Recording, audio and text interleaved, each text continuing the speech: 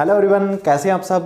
आज की इस वीडियो में हम डिस्कस करने वाले हैं माइक्रोबियल न्यूट्रिशन एंड कल्टीवेशन के बारे में। तो इससे पहले जो प्रीवियस वीडियो थी उसके बारे में हमने माइक्रोब्स के बारे में पढ़ा था एंड माइक्रोबियल मीडिया था उसके बारे में हमने डिस्कस किया था। आज के इस टॉपिक में हम कवर करेंगे, एक्चुअली इस टॉपिक को हम पूरा तो कवर नहीं कर पाएंगे बट जितना हो सकता है हाफ इस टॉपिक को हम इस वीडियो में कवर करेंगे एंड देन हाफ पार्ट 2 में हम कवर करेंगे। तो आइए आज हम बात करते हैं माइक्रोबियल न्यूट्रिशन की। तो जो बायोलॉजिस्ट हैं, सबसे पहले हमें एक बात देखनी है, जो बायोलॉजिस्ट हैं वो जो ग्रोथ का मीन है, जितने भी बायोलॉजिस्ट हैं या बायोटेक्नोलॉजिस्ट हैं, माइक्रोबायोलॉजिस्ट हैं, वो ग्रोथ का मीनिंग एक चीज मानते हैं कि growing in number of cells, कि नंबर ऑफ सेल्स में ग्रोथ हो रही है, ना कि साइज में, ना कि साइज में, रेदर देन साइज। साइज को छोड़ के वो किसमें ग्रोइंग को मानते हैं कि नंबर ऑफ सेल्स में। अगर हम मीडिया की, माइक्रोबायोलॉजिस्ट, कल्चर की बात करते हैं, ठीक है, तो वहां पे ग्रोथ एक चीज माना जाता है डबलिंग ऑफ सेल को, डबलिंग ऑफ सेल्स को, या इंक्रीजिंग नंबर ऑफ सेल्स को। अगर सेल्स नंबर में इंक्रीज हो रही है 1 की 2, 2 की 4, 4 की 6, ठीक है, 1 से 2, 2 से 4, 4 से 6, इस तरीके से अगर सेल्स डबलिंग हो रही है, डबल मीन उनका नंबर इंक्रीज हो रहा है, increasing in number of cell, उस चीज को साइंटिस्ट या माइक्रोबायोलॉजिस्ट क्या मानते हैं? ग्रोथ मानते हैं। अब ये ग्रोथ किसके ऊपर डिपेंड रहती है? न्यूट्रिएंट के ऊपर डिपेंड रहती है। ग्रोथ किस पे डिपेंड रहती है? न्यूट्रिएंट के, क्योंकि न्यूट्रिएंट ही एक ऐसा साधन है, nutrient is the medium by which metabolic process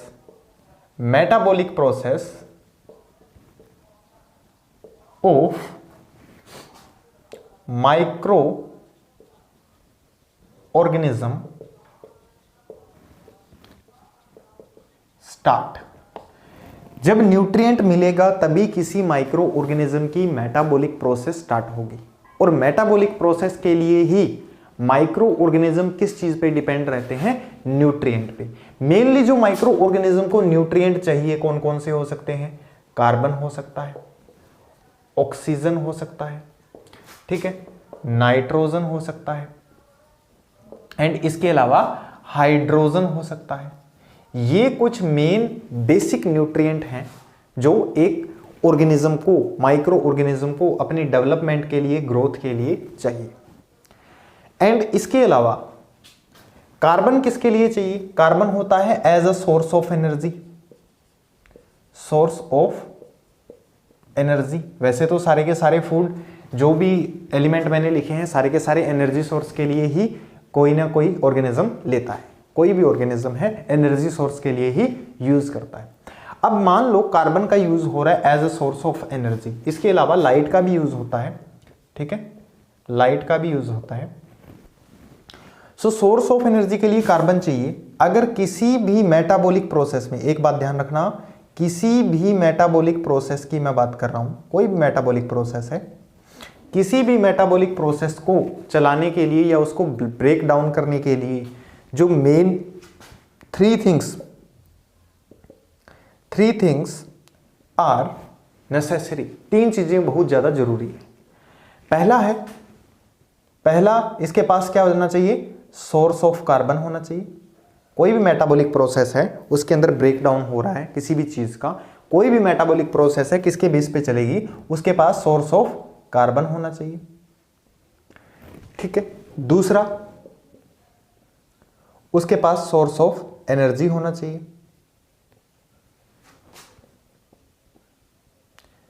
अगर उसके पास सोर्स ऑफ एनर्जी है तो ही कोई मेटाबॉलिक प्रोसेस है वो कामयाब हो पाएगी।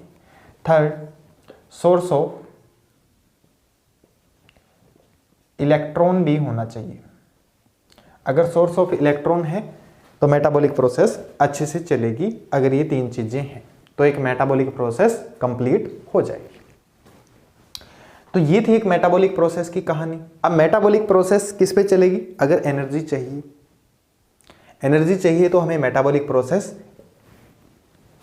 ऑफ सेल्स चलानी पड़ेगी। देन सबसे पहले हम बात करते हैं source of carbon.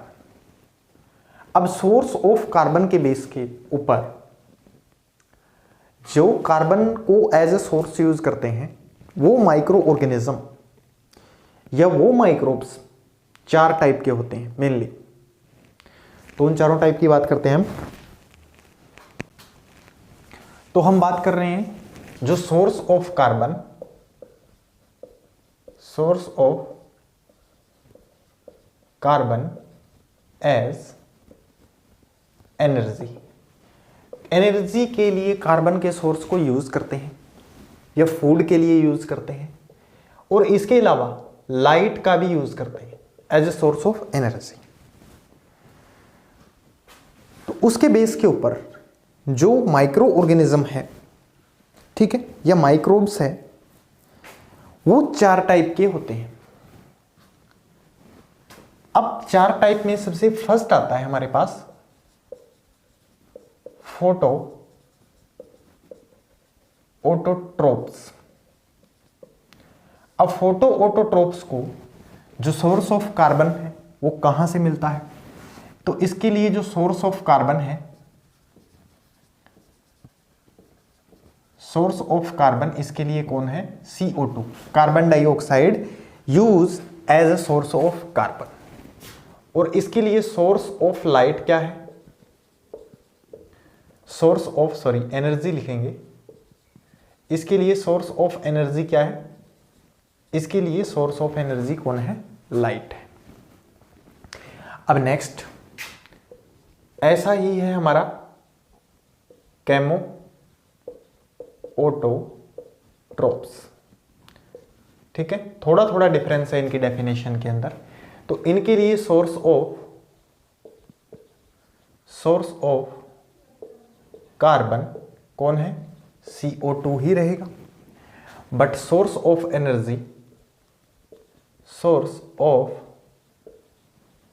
Energy light की जगह कोई भी ऑर्गेनिक मॉलिक्यूल हो जाएगा, कोई भी ऑर्गेनिक मॉलिक्यूल हो जाएगा।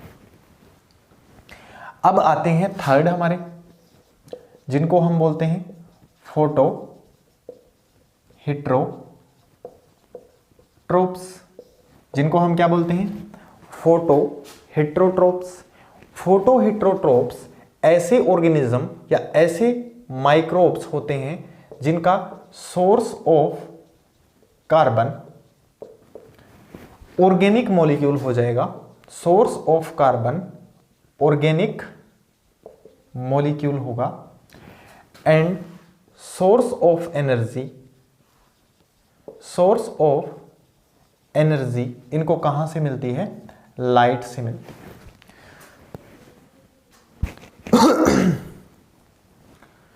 सोर्स ऑफ एनर्जी इनको कहां से मिलती है? लाइट से मिलती है।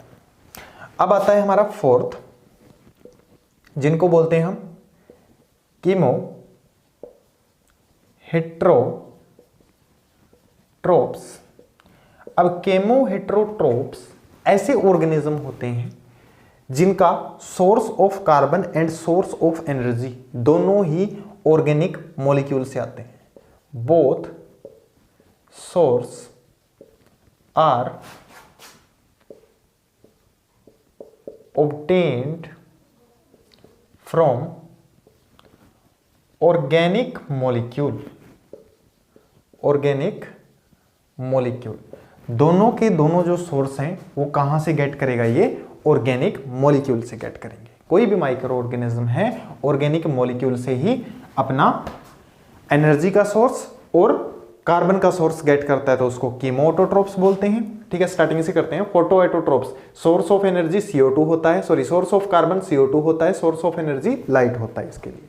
उसके बाद कीमो ऑटोट्रोप्स, सबसे पहला फोटो फिर कीमो, ठीक है, सोर्स ऑफ कार्बन CO2 ही रहेगा, but source of energy light की जगह ऑर्गेनिक मॉलिक्यूल हो गया। फोटो हेट्रोट्रोप्स, फोटो हिट्रोट्रोप्स में source of carbon organic molecule हो जाएगा, but source of energy light रहेगा। ठीक है, दोनों फोटो वाले में सोर्स ऑफ एनर्जी लाइट ही रहता है। ठीक है, बट अगर कीमो हिट्रोट्रोप्स में देखें तो सोर्स ऑफ एनर्जी दोनों में सेम रहता है, ऑर्गेनिक मॉलिक्यूल। ठीक है, सोर्स ऑफ एनर्जी दोनों में सेम रहता है, ऑर्गेनिक मॉलिक्यूल। ऐसा ही photoheterotrophs source of carbon organic molecule है, सोर्स ऑफ एनर्जी लाइट है। ठीक है, कीमो हिट्रोट्रोप्स माइक्रो ऑर्गेनिज्म जिनके अंदर both source are obtained from organic molecule, दोनों के दोनों सोर्सेस ही ऑर्गेनिक मॉलिक्यूल से प्राप्त होते हैं। अब बात यहां पे ही नहीं खत्म होती, इसके अलावा भी अगर हम बात करें, दो तरीके के और जो माइक्रोब्स हैं पाए जाते हैं, दो तरीके के माइक्रोब्स और पाए जाते हैं। रेदर देन द फोर, एक होते हैं ओलिगोट्रोप्स। ओलिगोट्रोप्स ऐसे माइक्रो ऑर्गेनिज्म होते हैं, oligotrophs are the microorganism which accept electron from organic molecule। ऐसे ऑर्गेनिज्म जो इलेक्ट्रॉन किसी ऑर्गेनिक मॉलिक्यूल से एक्सेप्ट कर रहे हैं उनको हम क्या बोलते हैं, ओलिगोट्रोप्स। इसके अलावा अगर बात करें लिथोट्रोप्स की, लिथोट्रोप्स ऐसे ऑर्गेनिज्म जो एक्सेप्ट कर रहे हैं इलेक्ट्रॉन को फ्रॉम इनऑर्गेनिक मॉलिक्यूल, ऐसे ऑर्गेनिज्म को हम क्या बोलते हैं, लिथोट्रोप्स बोलते हैं। दिखाई दे रहा है नीचे? ठीक है, ऐसे ऑर्गेनिज्म को हम क्या बोलते हैं, लिथोट्रोप्स बोलते हैं। क्लियर है यहां तक? ऐसे ऑर्गेनिज्म, इनके अलावा भी, ठीक है, एनर्जी का सोर्स इनका क्या रहता है, इलेक्ट्रॉन ही रहता है, ओलिगोट्रोप्स का और लिथोट्रोप्स का। अगर इलेक्ट्रॉन ये गेट करते हैं इनऑर्गेनिक मॉलिक्यूल से तो इनको बोलते हैं हम लिथोट्रोप्स। अगर इलेक्ट्रॉन ये गेट करते हैं ऑर्गेनिक मॉलिक्यूल से तो ऐसे माइक्रोब्स को हम बोलते हैं ओलिगोट्रोप्स। ये डेफिनेशंस आपने ध्यान रखनी है, एक दो नंबर में ये पूछ ली जाती है। अब चलते हैं हम आगे। अब आता है हमारा सोर्स ऑफ या यूज ऑफ ऑक्सीजन। ठीक है, यूजेस ऑफ ऑक्सीजन। तो हम अब बात करते हैं ऑक्सीजन के यूज या फिर रिक्वायरमेंट ऑफ ऑक्सीजन। अब माइक्रो ऑर्गेनिज्म को ऑक्सीजन की रिक्वायरमेंट होती है, तो इसके बेस पे ऑर्गेनिज्म को रिक्वायरमेंट ऑफ ऑक्सीजन, इस बेस पे जो ऑर्गेनिज्म है उनको दो टाइप से बांट दिया जाता है। एक तो जिनको ऑक्सीजन चाहिए एज अ फाइनल प्रोडक्ट और जिनको ऑक्सीजन नहीं चाहिए एज अ फाइनल प्रोडक्ट। अब एक आते हैं ऑब्लिगेट एरोब्स, ऑब्लिगेट एरोब्स या एरियोब्स भी बोल देते हैं, ऑब्लिगेट एरोब्स। ऑब्लिगेट एरोब्स ऐसे ऑर्गेनिज्म, ऐसे माइक्रो ऑर्गेनिज्म जो ऑक्सीजन को एक्सेप्ट करते हैं एट द फाइनल प्रोडक्ट, ऐसे माइक्रो ऑर्गेनिज्म यहां पे लिखेंगे हम microbes which accept oxygen as final product of electron acceptor. Electron accept करती है oxygen as a final product, और ये काम कहां पे होता है, ईटीसी में, electron transport chain, electron acceptor in electron transport chain. तो ऐसे ऑर्गेनिज्म को हम बोलते हैं ऑब्लिगेट एरियोब्स। ऐसे ऑर्गेनिज्म को हम क्या बोलते हैं? ओब्लिगेट एरियोब्स। मीन जिनका फाइनल प्रोडक्ट कौन होता है? ऑक्सीजन ही होता है एज अ इलेक्ट्रॉन एक्सेप्टर। अब बात करें ओब्लिगेट एनएरियोब्स। ओब्लिगेट एनएरियोब्स, ओब्लिगेट एनएरियोब्स ऐसे micro organism which accept electron as final electron rather than oxygen, ठीक है, which have electron acceptor molecule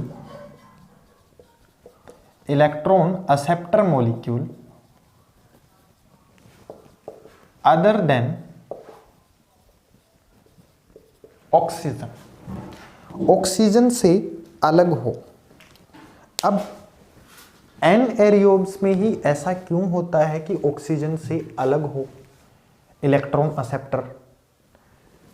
क्योंकि ऑक्सीजन की जो फॉर्म है, कुछ फॉर्म ऐसी होती हैं जो टॉक्सिक होती हैं और हाईली एनर्जेटिक फॉर्म होती है, जो vigorous type of reaction start कर देती हैं। जो क्या काम करती हैं? Vigorous type of reaction start कर देती हैं, एकदम से बहुत ज़्यादा रिएक्शन का स्टार्टिंग कर देना। इतनी रिएक्शन स्टार्ट कर देती हैं कि उन रिएक्शन को संभालना मुश्किल हो जाता है और O2 की फॉर्म टॉक्सिक होती है। O2 की फॉर्म टॉक्सिक होने के कारण एक मेन काम क्या होगा? जो O2 की टॉक्सिक फॉर्म है वो प्रोटीन्स को, किसी भी सेल के अंदर प्रोटीन्स को ब्रेक डाउन करना स्टार्ट कर देती है, प्रोटीन्स को ब्रेक डाउन करना स्टार्ट कर देती है। डीएनए के जो अमाइंस हैं उनके साथ जाके मिलना स्टार्ट कर देती है। डीएनए के जो अमीनो एसिड हैं उनके साथ जाके मिलना स्टार्ट कर देती हैं और उनको ब्रेक डाउन कर देगी। अब किसी सेल के अंदर अगर डीएनए ही खत्म हो जाएगा तो वो सेल भी बिल्कुल खत्म हो जाता है। तो O2 की जो टॉक्सिक फॉर्म है वो 4 टाइप की है। ऑक्सीजन की जो टॉक्सिक, हाईली टॉक्सिक फॉर्म है वो 4 टाइप की होती है। O2 की कुछ फॉर्म टॉक्सिक होती हैं, जैसे हम सबसे पहले बात करते हैं सिंगलेट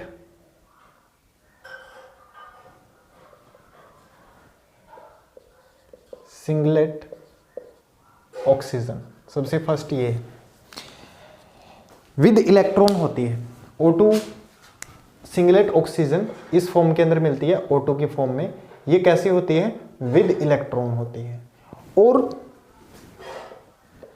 ये क्या काम करती है? ये ऑर्गेनिज्म की एनर्जी को बूस्ट करने का काम करती है। बूस्ट एनर्जी ऑफ ऑर्गेनिज्म की एनर्जी को बूस्ट करती है। देन इसके अलावा इसकी जो फॉर्म होती है वेरी हाई टॉक्सिक होती है, वेरी हाई टॉक्सिक नेचर है, पहले ही बता दिया मैंने। सबके अंदर ऐसा ही लिखा जाएगा, चारों की चारों फॉर्म है कैसी होती है? टॉक्सिक नेचर की होती है। अब इस टॉक्सिक नेचर को अगर फोटोट्रोपिक माइक्रो ऑर्गेनिज्म है, फोटोट्रोपिक माइक्रोब्स हैं, माइक्रो ऑर्गेनिज्म है, वो कैसे रिमूव करेंगे? इनके अंदर अगर रिमूवल की बात आ जाए तो फोटोट्रोपिक माइक्रो ऑर्गेनिज्म है, इनके अंदर एक प्रोटीन पाया जाता है जिसको एंटीटॉक्सिक, ठीक है, एंटीटॉक्सिक प्रोटीन बोला जाता है। एंटीटॉक्सिन क्या काम करेगा? जिसको हम बोलते हैं कैरोटीनोइड। ये कैरोटीनोइड्स प्रोटीन क्या काम करते हैं? ये रिमूवल करते हैं, removal of singlet oxygen. O2 की सिंगलेट फॉर्म है, इसको रिमूव करते रहते हैं और इतना रिमूव करते हैं, एक्सेस अमाउंट में रिमूव करते हैं। एक्सेस अमाउंट में जो ये बनती है इसको रिमूव करते रहते हैं। एक्सेस अमाउंट जितनी ज्यादा ये बनती रहेगी, कैरोटीनोइड उतना ही ज्यादा इसको रिमूव करता रहेगा। मीन क्या है कि सिंगलेट O2 अगर किसी ऑर्गेनिज्म, फोटोट्रोपिक ऑर्गेनिज्म के अंदर पाई जाती है तो वो टॉक्सिक फॉर्म के अंदर होती है, और उस टॉक्सिक फॉर्म से बचाव के लिए, ऑर्गेनिज्म को अपने आप को भी जिंदा रखना है, तो उससे बचाव के लिए ऑर्गेनिज्म के अंदर क्या पाया जाता है, एक प्रोटीन पाया जाता है एंटीटॉक्सिन, जिसका नाम है कैरोटीनॉइड, जो रिमूवल करता है O2 को। अब इसके अलावा दूसरी फॉर्म, सेकेंड फॉर्म की बात करें, सेकेंड फॉर्म में आता है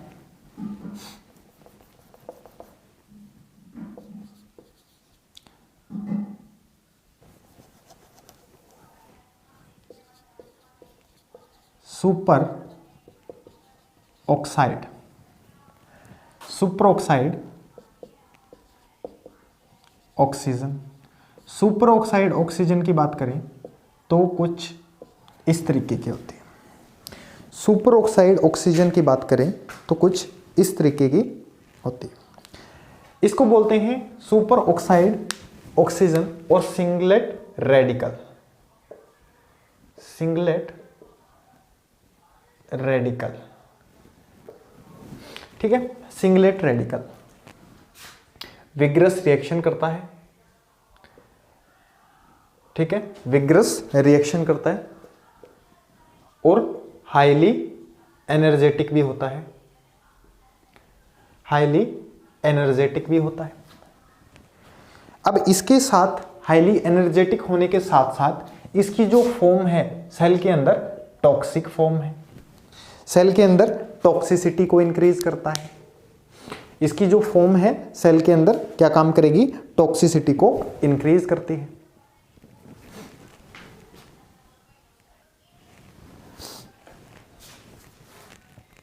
अगर बात करें इसकी फॉर्मेशन कैसे होती है, इनकम्प्लीट रिडक्शन से होती है। इनकम्प्लीट, एक सेल के अंदर इनकम्प्लीट रिडक्शन हो रहा है ड्यूरिंग इलेक्ट्रॉन ट्रांसपोर्ट चेन, ठीक है, इनकम्प्लीट रिडक्शन हो रहा है ड्यूरिंग ETC, देन फॉर्मेशन होती है super oxide oxygen. Super oxide oxygen को कंट्रोल करना है तो इसके लिए भी एक एंटीटॉक्सिन प्रोटीन होता है सेल के पास, जिसको बोलते हैं हम super oxide dismutase. Super oxide dismutase, super oxide dismutase, ये क्या काम करता है, रिमूवल का काम करता है। इसको रिमूव करता है, इसको रिमूव करता रहता है। सेल के अंदर से जो टॉक्सिक फॉर्म है सुपर ऑक्साइड ऑक्सीजन की, उसको रिमूव करता रहता है और सेल को प्रोटेक्ट करता है। ये एक एंटीटॉक्सिन प्रोटीन है। नेक्स्ट है थर्ड, पेरोक्साइड अनायन। पेरोक्साइड अनायन फॉर्म कब करते हैं, जब हाइड्रोजन पेरोक्साइड, जब H2O2 हाइड्रोजन पेरोक्साइड इसको कैटलाइज किया जाता है, catalyse by reaction with super oxide dismutase, with super oxide dismutase. उस दौरान ये फॉर्म हो जाता है, उस दौरान ये फॉर्म हो जाता है एक माइक्रो ऑर्गेनिज्म की सेल के अंदर। अब माइक्रो ऑर्गेनिज्म सेल क्या काम करती है, जो O2 नेगेटिव है, इसको बोलते हैं पेरोक्साइड अनायन, इसको रिमूव करने का काम करेगी, क्योंकि ये हाईली क्या है, टॉक्सिक नेचर के हैं। मैंने पहले बताया सिंगलेट जो ऑक्सीजन होते हैं जितने भी हैं वो टॉक्सिक नेचर के ही होते हैं। इसको रिमूव करने का काम करेगी, तो इसके पास एक प्रोक्सीडेज प्लस इसके साथ कैटालेज, दो प्रोटीन होते हैं, एक प्रोक्सीडेज और एक कैटालेज, ठीक है, दो प्रोटीन इसके पास मिलते हैं। ये दोनों मिलके एक्सेस अमाउंट के अंदर, एक्सेस अमाउंट ऑफ अनायंस, जो O2 के सिंगलेट अनायंस हैं उनको रिमूव करते हैं, अनायंस को रिमूव करते हैं, इसके रिमूवल का काम करते हैं। इसको रिमूव करेंगे कौन, प्रोक्सीडेज एंड कैटालेज, दो ऐसे प्रोटीन हैं जो माइक्रो ऑर्गेनिज्म में ही पाए जाते हैं और इसको रिमूव करने का काम करेंगे, जिससे माइक्रो ऑर्गेनिज्म क्या करते हैं, अपने आप को प्रोटेक्ट करेंगे और लॉन्ग लाइफ तक रहेंगे। इसके बाद जो फोर्थ सिंगलेट फॉर्म आती है उसको बोलते हैं hydroxyl ion. Hydroxyl ion, hydroxyls ion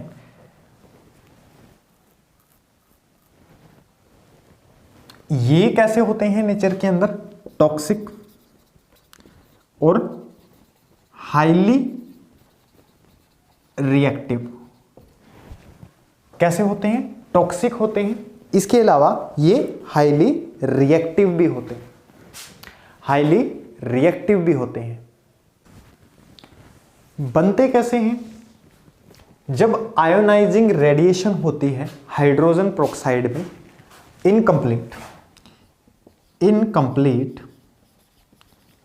incomplete ionisation radiation in H2O2 hydrogen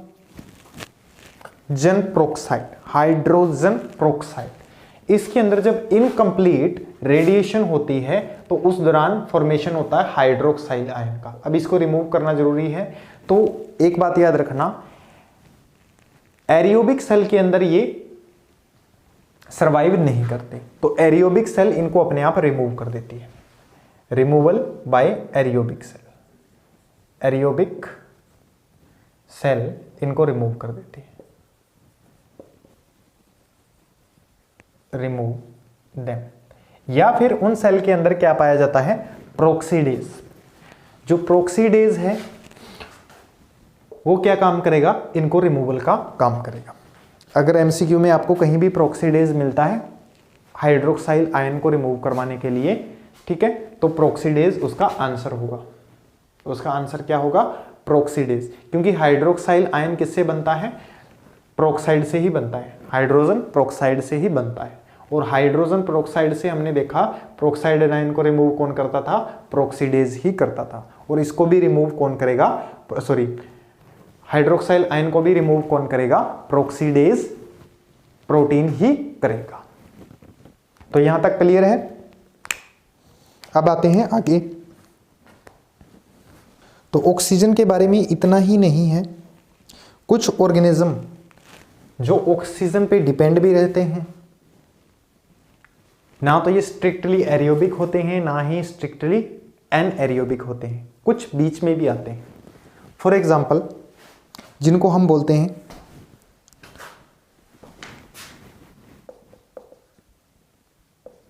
facultative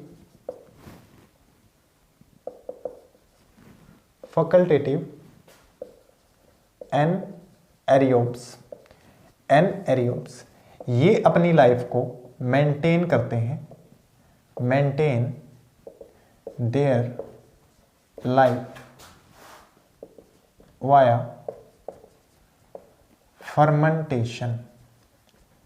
fermentation process. अपनी लाइफ को मेंटेन करते हैं कौन सी प्रोसेस के थ्रू, फर्मेंटेशन प्रोसेस के थ्रू।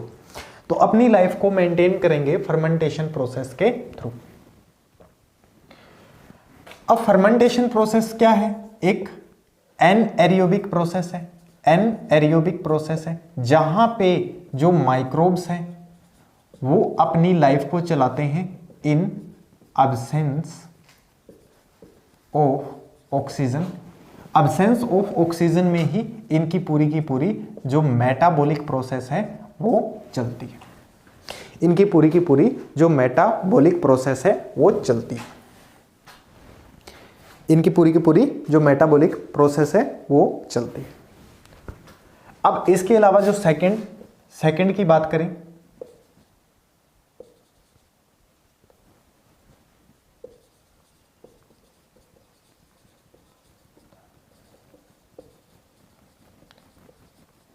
एरियोटोलरेंट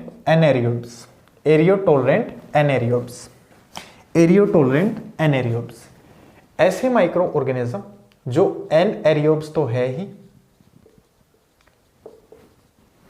अगर ऑक्सीजन की प्रेजेंस भी आती है तो इनको कोई फर्क नहीं पड़ता। ऑक्सीजन की प्रेजेंस भी आती है तो इनको कोई फर्क नहीं पड़ता, क्योंकि इनके अंदर कुछ स्पेशल टाइप का प्रोटीन प्रेजेंट होता है। इनके अंदर स्पेशल टाइप का प्रोटीन प्रेजेंट होता है।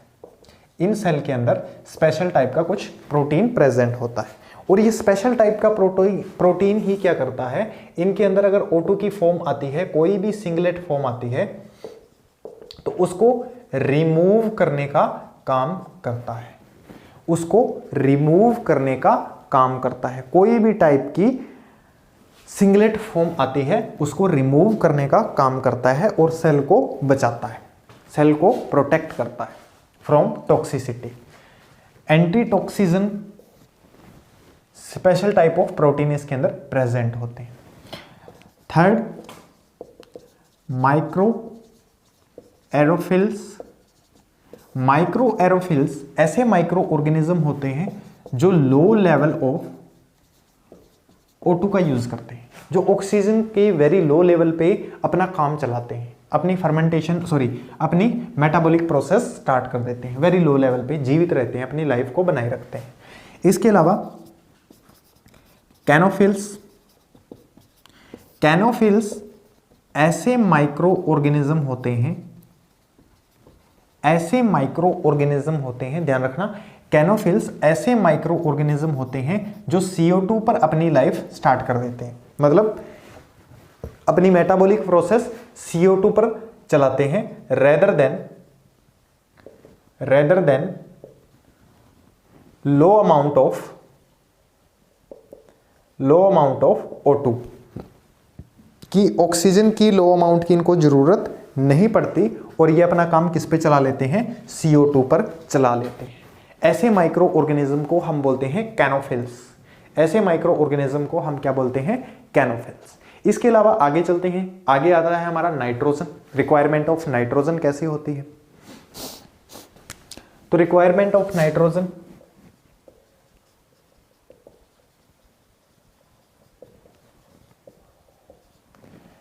अब माइक्रो ऑर्गेनिज्म हैं, इनको नाइट्रोजन की भी रिक्वायरमेंट होती है अपनी लाइफ को आगे प्रोसीड करवाने के लिए। तो हम जानते हैं कि हमारे इन्वायरमेंट के अंदर 78% या 79% भी बुक्स के अंदर लिखा होता है किसी न किसी में, माइक्रो ऑर्गेनिज्म जो यूज करते हैं N2 का, तो वो 78 से 79% तक इन्वायरमेंट के अंदर प्रेजेंट होती है। कुछ माइक्रो ऑर्गेनिज्म ऐसे होते हैं जो